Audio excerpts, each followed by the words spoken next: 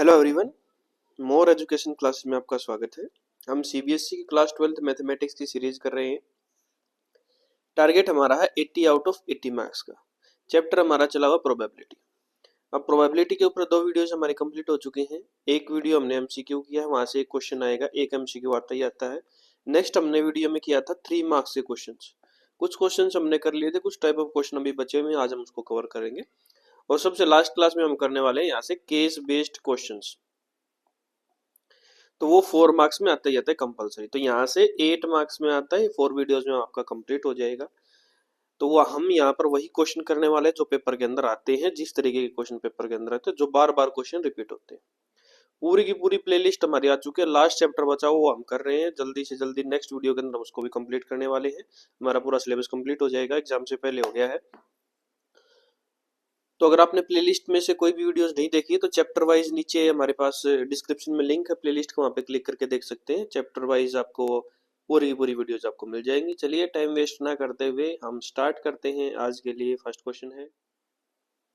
Question है हमारे पास, a box contains 10 tickets, 2 of which carry a price of 8 rupees each, 5 of which carry a price of 4 rupees each, remaining 3 carries a price of 2 rupees each.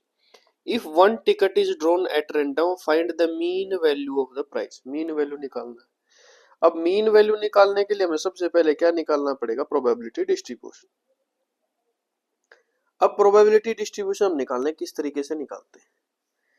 देखो, 3 type का price है हमारे पास, 8 rupees का, 4 rupees का और 2 rupees का price. तो हम इसको एक रैंडम वेरिएबल ले लेते हैं। 8 रुपीज का प्राइस है हमारे पास, 4 रुपीज का और 2 रुपीज का। ठीक है, अब इसका प्रोबेबिलिटी देखते हैं। 8 रुपीज के हमारे पास कितने हैं? 2। टोटल कितने थे? 10। तो 2/10। 4 रुपीज के लिए हमारे पास कितने हैं? हमारे पास 5। तो टोटल कितने हैं? 10। तो 5/10। 2 रुपीज के हमारे पास कितने? 3। तो 3/10। ठीक हो गया। तो ये आ गया हमारे पास 8 4 2।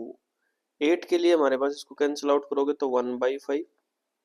इसको कैंसिल आउट करोगे तो कितना आ जाएगा? 1/2। और यहाँ कितना आ जाएगा? 3/10। ये आ गया हमारे पास प्रोबेबिलिटी डिस्ट्रीब्यूशन। अब प्रोबेबिलिटी डिस्ट्रीब्यूशन के बाद नेक्स्ट स्टेप है मीन। मीन किस तरीके से निकालते हैं?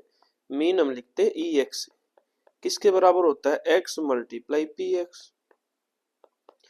तो एक्स और पी एक्स की मल्टीप्लाई, तो इस तरीके से यहाँ मल्टीप्लाई करो 8 की और 1/5 की। तो 8 मल्टीप्लाई 1/5 प्लस इन दोनों की मल्टीप्लाई 4 मल्टीप्लाई 1/2 प्लस इन दोनों की मल्टीप्लाई 2 मल्टीप्लाई 3/10। तो यहाँ कितना आ गया? 8/5। यहाँ हमारे पास आ गया कैंसिल आउट करके 2 प्लस यहाँ कितना आ गया हमारे पास? 3/5। तो एलसीएम कितना आ गया? 5। 8 प्लस 10 प्लस 3 कितना हो गया? 18 और 3 21। तो 21/5। ठीक है भाई, 21/5 वो हमारे पास कितना आ गया? मीन। तो इसको आगे डिवाइड करना चाहो तो 4.5 रुपीज हमारे पास मीन आ जाएगा। 4.5 नहीं, 4.2। 21 को 5 से डिवाइड करोगे कितना आ जाएगा? 4.2। 4.2 रुपीज हमारे पास ये क्या आ जाएगा? इसका मीन वैल्यू। कितना आसान क्वेश्चन है। देखो नेक्स्ट क्वेश्चन क्या है। E and F two independent events such that probability of E complement किसके बराबर है? 0.6 के, and probability of E union F बराबर है 0.6। find the probability of F, probability of E complement union F complement। अगर E और F independent event है तो हम क्या लिख सकते हैं? Probability of E union F किसके बराबर आएगा? Probability of E plus probability of F minus probability of E intersection F। यही फॉर्मूला होता है हमारे पास। अगर E and F independent event है तो हम ये लिख सकते हैं probability of E intersection F किसके बराबर आ जाएगा? Probability of E multiply probability of F। ये ठीक है। तो यहाँ वैल्यू रखना स्टार्ट करो। पी ई यूनियन एफ का वैल्यू कितना दे रखा था 0.6 हमने रख दिया, plus probability of E equal to का साइन है, प्लस का नहीं इक्वल टू का साइन, प्रोबेबिलिटी ऑफ ई, अगर प्रोबेबिलिटी ऑफ ई कॉम्प्लीमेंट हमारे पास दे रखा है 0.6 तो प्रोबेबिलिटी ऑफ ई क्या आएगा 1 minus probability of E complement, तो इसका मतलब 1 माइनस 0.6 कितना आ जाएगा 0.4, तो 0.4 प्लस प्रोबेबिलिटी ऑफ एफ हमने निकालना है माइनस ई इंटरसेक्शन एफ किसके बराबर होता है probability of E multiply probability of F. अब प्रोबेबिलिटी ऑफ ई कितना आया हमारे पास 0.4 मल्टीप्लाई प्रोबेबिलिटी ऑफ एफ, ये आ जाएगा। तो देखो यहाँ कितना 0.4 प्लस में ही इधर ले आओगे माइनस में, तो 0.6 माइनस 0.4 बराबर है probability of F minus 0.4 probability of F. अब इसके साथ कुछ भी नहीं है तो 1 लिख सकते हैं, और 1 में से 0.4 माइनस करोगे तो कितना आ जाएगा 0.6 प्रोबेबिलिटी ऑफ एफ, इधर कितना आ जाएगा 0.2। अब ये मल्टीप्लाई में इधर लाओगे तो डिवाइड में 0.2 divided by 0.6 probability of F कितना आ गया भाई 1/3, प्रोबेबिलिटी ऑफ एफ कितना आ गया 1/3। यहाँ तक आ गया समझ में।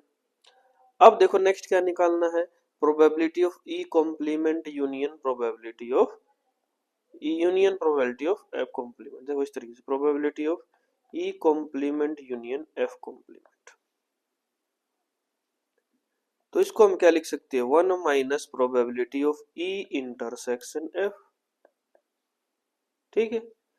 अब ई इंटरसेक्शन एफ कितना है 1 minus probability E intersection F किसके बराबर है probability of E multiply probability of F, देखो ये दिया हमने, और प्रोबेबिलिटी ऑफ ई दे रखा है 0.4 मल्टीप्लाई प्रोबेबिलिटी ऑफ एफ कितना है 1/3, तो पॉइंट को हटाओगे तो नीचे 10 आ जाएगा 4/30, एलसीएम कितना आ गया हमारे पास 30, और यहाँ कितना आ जाएगा 30 माइनस 4, ये आ गया भाई 26/30, 2 से डिवाइड करोगे तो कितना आ जाएगा 13/15, ये आंसर आ जाएगा। कितना आसान क्वेश्चन, देखो बहुत इजी क्वेश्चन है।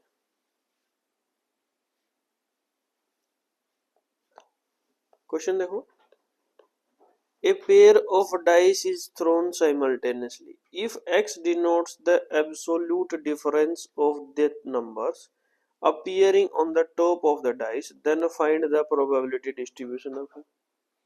Probability distribution निकालना है absolute difference, ऐसा क्वेश्चन हमने किया तो था पहले, ये सेम क्वेश्चन रिपीट हुआ है, देखो लास्ट वीडियो में शायद हमने किया था, देखते हैं।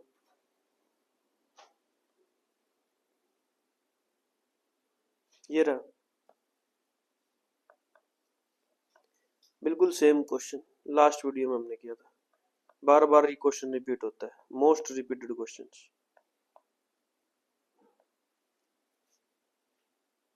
ठीक है, तो इसको लीव कर देते हैं, अगर आपने नहीं देखा तो डिस्क्रिप्शन में लिंक मिल जाएगा, लास्ट वीडियो जाके देख सकते हो, उसमें ये क्वेश्चन सेम हमने करवाया है।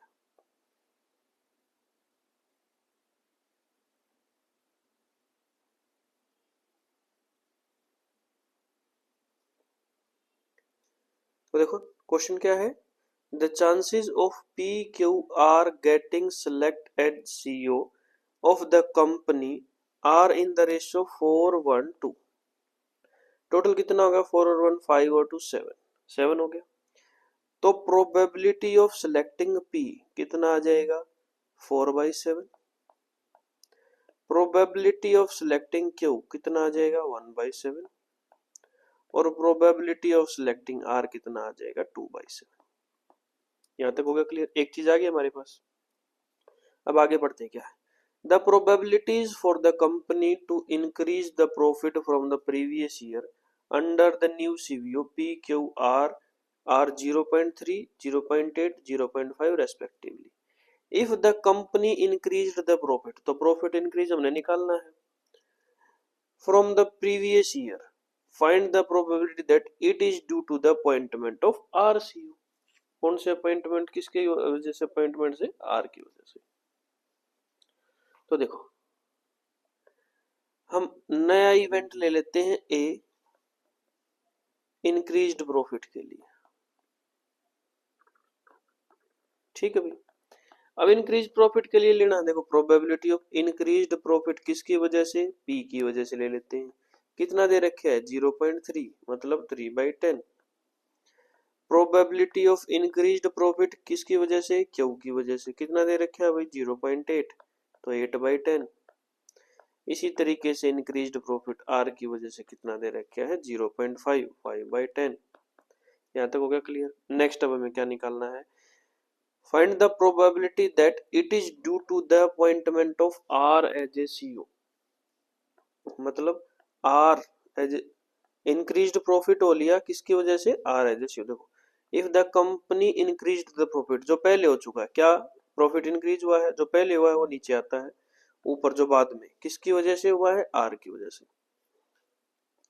तो फॉर्मूला क्या बन जाएगा, probability of R multiply probability of A given R divided by probability of P multiply probability of A given P plus probability of Q multiply probability of A given Q plus probability of R multiply probability of A given R। इस तरीके से बन जाएगा भाई।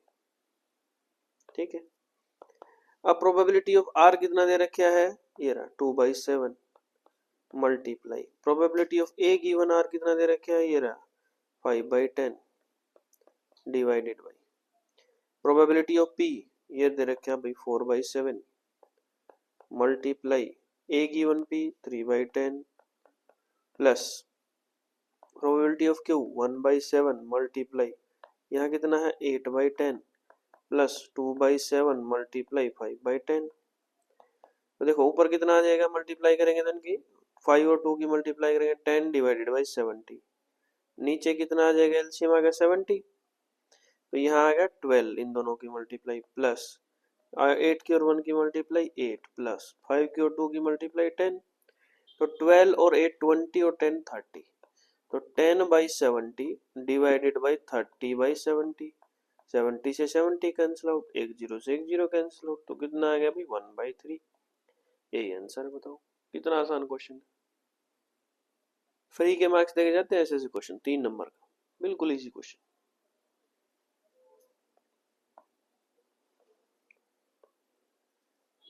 A card from a well-shuffled deck of 52 playing cards is lost। एक card lost हो गया। From the remaining cards of the pack, a card is drawn at random and is found to be a king। Find the probability of lost card being a king। अब total कितने cards हैं हमारे पास, 52 cards.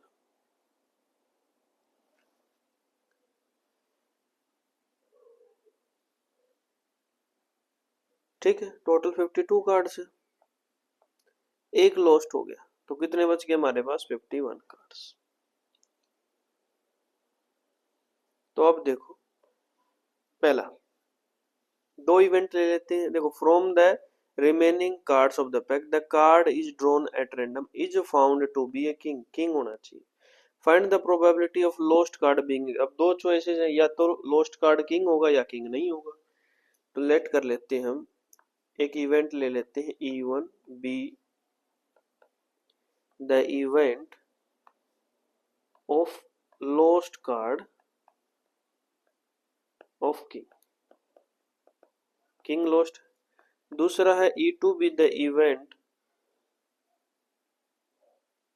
Of card not of the king, या not a king, जो king नहीं है। तो देखो प्रोबेबिलिटी ऑफ E1 कितना आ जाएगा,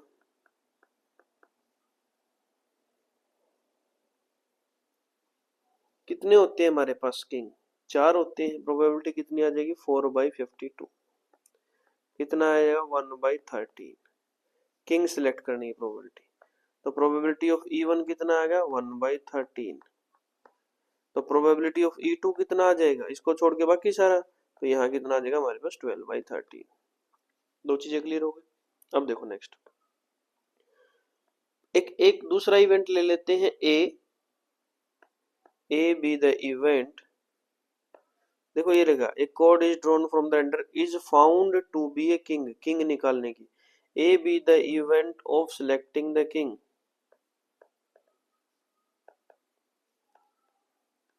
कितने कार्ड्स में से? From 51 cards. अब यहाँ पर एक कार्ड लॉस्ट हो गया तो कितने बच गए? 51 कार्ड्स।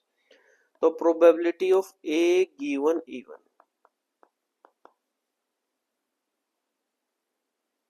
यहाँ देखो टोटल कार्ड्स कितने थे हमारे पास? 51। अगर एक किंग लॉस्ट हो गया तो कितने किंग बच गए हमारे पास? 3। उसकी प्रोबेबिलिटी कितनी आ जाएगी? 3/51। Probability of A given E2, अगर एक कार्ड लॉस्ट हुआ है और वो किंग नहीं है तो कितने किंग बचे हमारे पास? 4। टोटल कार्ड्स कितने? 51, तो 4/51। और उसने ये बोला है वापिस से जाओ कि find the probability that the lost card being the king. Lost card क्या है? किंग। तो प्रोबेबिलिटी ऑफ E1 गिवन ए, ये निकालना है। तो बेस थ्योरम से इसका फॉर्मूला क्या आएगा? Probability of E1 multiply probability of A given E1 divided by probability of E1 multiply probability of A given E1 plus probability of E2 multiply probability of A given E2। इनका value put कर दो भाई। Probability of E1 कितना है? 1/13 multiply probability of A given E1 कितना है? तो 3/51 divided by 1/13 multiply 3/51 plus E2 की प्रोबेबिलिटी कितनी है? 12/13 multiply probability of A given E2 कितना है? 4/51। अब नीचे देखो दोनों के मल्टीप्लाई में यही है तो एलसीएम लेके इसको हटा देंगे तो ऊपर ऊपर की मल्टीप्लाई कर दो। 3 डिवाइडेड बाई यहाँ कितना आ जाएगा? 3 + 12 कितना आएगा? 15। यहाँ से डिवाइड कर दो तो हमारे पास कितना आ जाएगा? 1/5। नहीं ये 4 है भाई, 4 है तो इसको हटा देते हैं इस तरीके से। पहले कितना देखो इनकी मल्टीप्लाई करेंगे, ऊपर दोनों की मल्टीप्लाई कर दो 3 आ गया डिवाइडेड बाई इन दोनों की मल्टीप्लाई करेंगे 3 प्लस 12 की और 4 की मल्टीप्लाई 48 तो 3/51 कितना आ जाएगा? 1/17। ये आंसर है भाई। इतना आसान क्वेश्चन, बहुत इजी क्वेश्चन। क्वेश्चन की लैंग्वेज को समझो क्या बोल रखा है, उस तरीके से क्वेश्चन को करो। अगर आपको अभी भी कोई डाउट है तो इसको वीडियो को पीछे रिवर्स करके देख सकते हो, तुम्हें यही मिलेगा, समझ में आ जाएगा, बिल्कुल easy. A biased die is twice as likely to show an even number as an odd number। एक डाई बाइस्ड, बाइस्ड का मतलब क्या है? अगर एक show an even number as an odd number twice, मतलब क्या है? एक बायस डाइस है और 2 बार शो करता है even number as an odd number. अगर एक बार 1 आया है, 1 3 5 में से कोई आया है तो 2 4 6 डबल आएंगे, 2 बार आ सकते हैं, तो प्रोबेबिलिटी डबल हो जाएगी। तो हम ये मान लेते हैं कि प्रोबेबिलिटी ऑफ 1 बराबर है प्रोबेबिलिटी ऑफ 3 बराबर है प्रोबेबिलिटी ऑफ 5 बराबर है p। कोई एक प्रोबेबिलिटी ले लिया हमने, तीनों की बराबर है, तो इवन नंबर की प्रोबेबिलिटी कितनी हो जाएगी? इसकी डबल। तो इवन नंबर की प्रोबेबिलिटी हमारे पास कितनी होगी? 2p। ये मान क्वेश्चन में इतना दे रखे हैं। अब देखो if such A dice is throne twice, ये ऐसी डाइस 2 बार थ्रो की जाती है। Find the probability of distribution of number of sixes. 6 आने की प्रोबेबिलिटी हमने निकालनी है। Also find the mean of the distribution, mean भी निकालना है डिस्ट्रीब्यूशन का। तो हम पहले p का वैल्यू निकाल लेते हैं। किस तरीके से? प्रोबेबिलिटी, सब की प्रोबेबिलिटी का सम कितना आता है? 1। Probability of 1 plus probability of 2 plus probability of 3 plus probability of 4 plus probability of 5 plus probability of 6। इसका सम कितना हमारे पास? 1।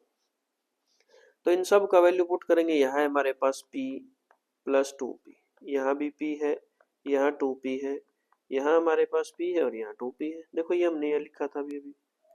तो कितना होगा? 2 और 1 3, 3 और 1 4, 4 और 2 6, 6 और 1 7, 7 और 2 9। तो ये आ गया हमारे पास 9p बराबर है 1। तो p का वैल्यू कितना आ गया? 1/9। आ गया समझ में? अब है find the probability of getting number of sixes. 6 आने की प्रोबेबिलिटी, गेटिंग नंबर 6 की प्रोबेबिलिटी कितनी थी 2p, और p का वैल्यू कितना है 1/9, तो कितना आ जाएगा 2/9। देखो ध्यान से, गेटिंग नंबर 6 की प्रोबेबिलिटी कितनी दे रखी है 2p, और p का वैल्यू कितना है 1/9, तो कितना आ जाएगा 2/9। और प्रोबेबिलिटी ऑफ नॉट गेटिंग 6, तो कितना आ जाएगा 7/9। 2/9 अगर 6 आने की प्रोबेबिलिटी तो 1 में से माइनस कर दो, कितना आ जाएगा 7/9। अब हम इसका प्रोबेबिलिटी डिस्ट्रीब्यूशन निकालते हैं किस तरीके से। If A dice is throne twice, 2 बार, तो find the probability distribution x और px निकालना है पहले। तो अगर 2 बार डाइस थ्रो की गई तो ऐसा हो सकता है एक बार भी 6 ना आए, 0 बार आए। 2 बार डाइस थ्रो की है तो ऐसा हो सकता है कि एक बार ही 6 आए। और क्या चॉइस हो सकती है, दोनों बार 6 आ जाएगी। तो अब इसका प्रोबेबिलिटी हमने निकालना है और टेबल में रखना है, तो हमारे पास प्रोबेबिलिटी डिस्ट्रीब्यूशन आ जाएगा। अब देखो किस तरीके से निकालेंगे। अब 2 चॉइस है हमारे पास, पहले और दूसरे नंबर पे 2 ही डाइस है। अगर पहले पे 0, 0 का मतलब यहाँ पर भी ना आए यहाँ पर भी ना आए, तो ना आने की प्रोबेबिलिटी कितनी है 7/9, मल्टीप्लाई यहाँ पे कितने आ जाएगी 7/9, तो 49 डिवाइडेड बाई 81। क्लियर हो गया। अब दूसरा देखो, दूसरा क्या है, एक बार आए, तो ऐसा हो सकता है कि पहली बार आए और दूसरी में ना आए, दूसरी डाइस पे ना आए, और ऐसा हो सकता है कि पहली पे ना आए दूसरी पे आ जाए। एक बार तो ऐसा ही हो सकता है। तो 6 आने की प्रोबेबिलिटी कितनी दे रखी है 2/9, मल्टीप्लाई ना आने की प्रोबेबिलिटी 7/9, प्लस ना आने की प्रोबेबिलिटी 7/9, मल्टीप्लाई आने की प्रोबेबिलिटी 2/9, तो कितना हो गया 14/81 प्लस 14/81, तो हमारे पास आ गया 28 डिवाइडेड बाई 81। तो यहाँ लिख देंगे 28 डिवाइडेड बाई 81। अब थर्ड देखते हैं 2, दोनों में आ जाए, यहाँ पर भी 6 आ जाए यहाँ पर भी 6 आ जाए, तो 6 आने की प्रोबेबिलिटी कितनी है 2/9, मल्टीप्लाई फिर से 6 आ गया तो कितनी प्रोबेबिलिटी आएगी 2/9, इनकी मल्टीप्लाई करेंगे तो हमारे पास 4/81। यहाँ तक क्लियर है। तो ये आ गया हमारे पास प्रोबेबिलिटी डिस्ट्रीब्यूशन। अब लास्ट में हमने क्या निकालना है, find the mean of the distribution. Mean किससे दिखाते हैं, ex से, किसके बराबर होता है x मल्टीप्लाई px। तो करो भाई मल्टीप्लाई, 0 की मल्टीप्लाई करनी है 0 मल्टीप्लाई 49/81, प्लस आगे क्या करना है 1 की और 28 की, 1 मल्टीप्लाई 28 डिवाइडेड बाई 81, प्लस अब इन दोनों की मल्टीप्लाई 2 मल्टीप्लाई 4/81, तो हमारे पास कितना गया, ये तो 0 हो गया, ये आ गया 28/81 प्लस 8/81, तो उन दोनों को प्लस करेंगे तो 36 डिवाइडेड बाई 81, ये आंसर आ जाएगा। ठीक है, बिल्कुल आसान है। इसको डिवाइड करना चाहो डिवाइड भी कर सकते हो 9 से, 9 से डिवाइड करोगे तो 4 पे चला जाएगा, यहाँ 9 पे चला जाएगा, तो कितना आ जाएगा 4/9, ये मीन आ जाएगा। कितना आसान क्वेश्चन। ऐसे क्वेश्चन बार बार क्वेश्चन रिपीट होते हैं, बिल्कुल इंपॉर्टेंट, बिल्कुल इजी क्वेश्चन है।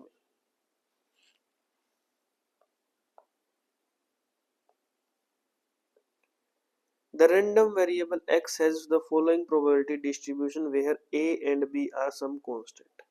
a और b some constant दे रखे हैं, x दे रखा है 1 2 3 4 5, px दे रखा है 0.2, a 0.2, b।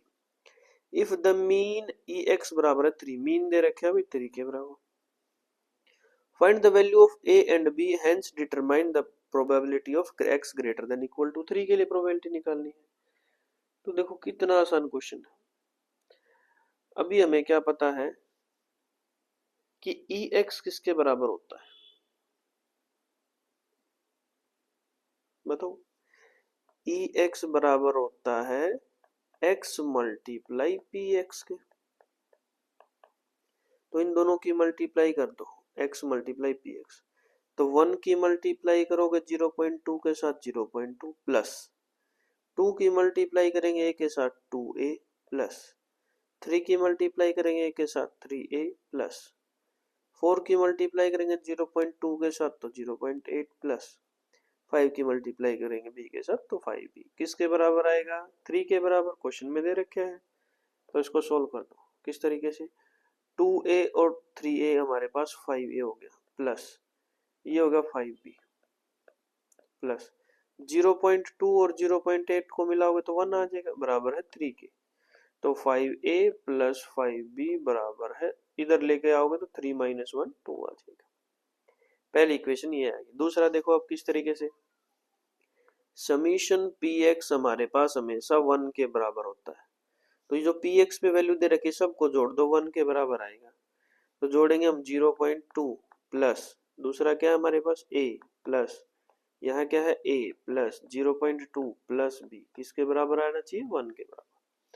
तो यहाँ a और a हमारे पास आ गया 2a प्लस ये आ गया b 0.2 और 0.2 को जोड़ोगे तो हमारे पास 0.4 आ गया इक्वल टू 1। तो 2a प्लस b हमारे पास कितना आ गया 1 माइनस 0.4 और 1 में से 0.4 माइनस करोगे तो कितना आ जाएगा 0.6। ठीक हो गया।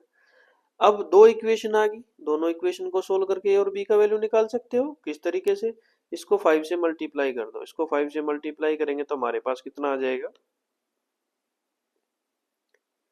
करो मल्टीप्लाई कितना आ जाएगा भाई 5 की और 2 की multiply 10a plus 5b is equal to 0.6 की और 5 की मल्टीप्लाई 6 और 5 की मल्टीप्लाई 30 डेसिमल लगाएंगे तो 3 माइनस कर दो माइनस माइनस माइनस ये कैंसिल आउट हो जाएगा।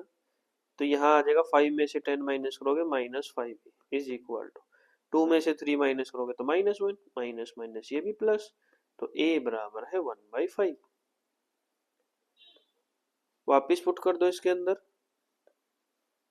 2 multiply a 2 multiply 1/5 plus b is equal to 0.6।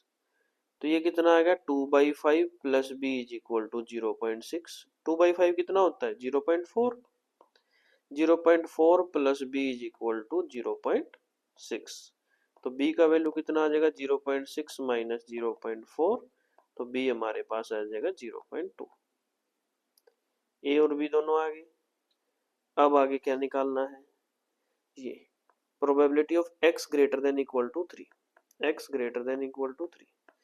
तो इसमें क्या आएगा probability of x is equal to 3 plus probability of x is equal to 4 plus probability of x is equal to 5 तक ही है। देखो यहाँ x का वैल्यू तो x इज इक्वल टू 3 पे प्रोबेबिलिटी कितना है a का वैल्यू कितना है 1/5 plus x is equal to 4 पे कितना दे रखा है 0.2 प्लस 5 पे क्या दे रखा है हमारे पास b और b का वैल्यू कितना है 0.2 और ये भी कितना आ जाएगा 0.2 तो 0.2 प्लस 0.2 प्लस 0.2 कितना आ गया भाई 0.6। ये लिखना चाहो ये लिख दो या डेसिमल हटाओगे तो 6/10 उसको कितना लिख सकते हो 3/5। तो दोनों आंसर हैं ये भी ठीक है और ये भी हमारे पास ठीक है 0.6 लिख दो या 3/5 लिख दो दोनों हमारे पास क्या है right answer.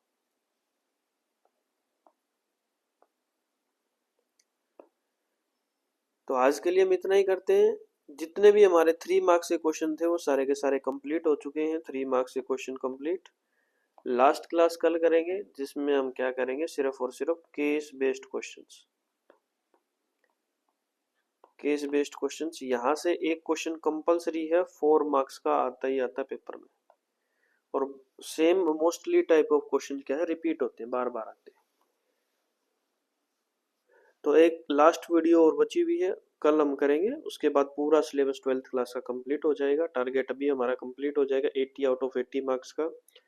Her type of question हमने क्लियर करवा दिया है यहाँ पर जो भी इसके अलावा बाहर से कोई भी क्वेश्चन नहीं आएगा। अगर आपने ये वीडियोस देख ली तो आप बहुत अच्छे मार्क्स ला सकते हो। यूट्यूब पर जब आप मोर एजुकेशन क्लासेस के नाम से सर्च करोगे तो इस तरीके से आइकन दिखाई देगा। अगर आपने चैनल सब्सक्राइब नहीं किया तो चैनल को सब्सक्राइब कर लेना।